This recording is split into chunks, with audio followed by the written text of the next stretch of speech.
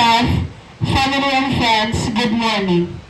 Welcome to the 50th Moving Up Ceremony of Euro-Asia Emir's Early Child Development Incorporated, with the theme, K-12 graduates, molded through a resilient educational foundation.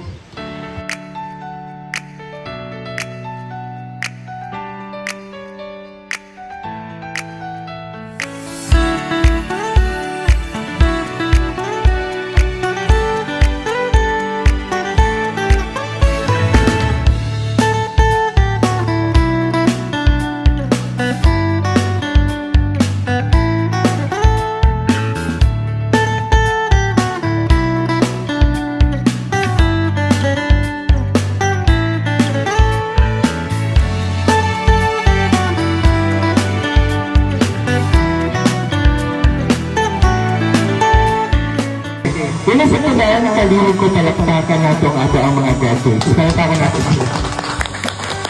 Talaktakan ko nato ang mga giniglanan.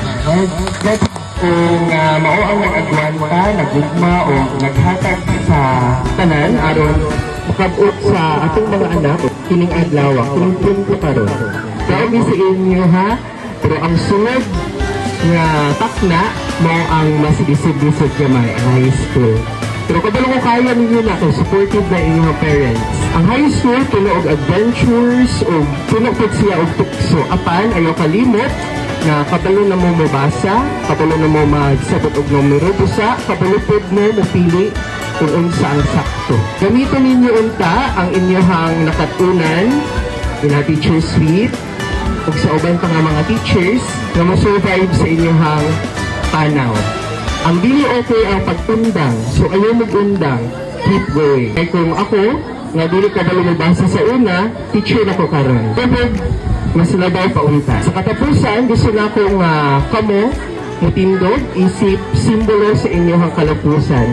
Mga graduates, palihog tindog, o sa atong mga bata, tindog palihog. Palakpakan na ang ato ang mga parents. Dagang salamat kung maibuntag kaninyong tanan.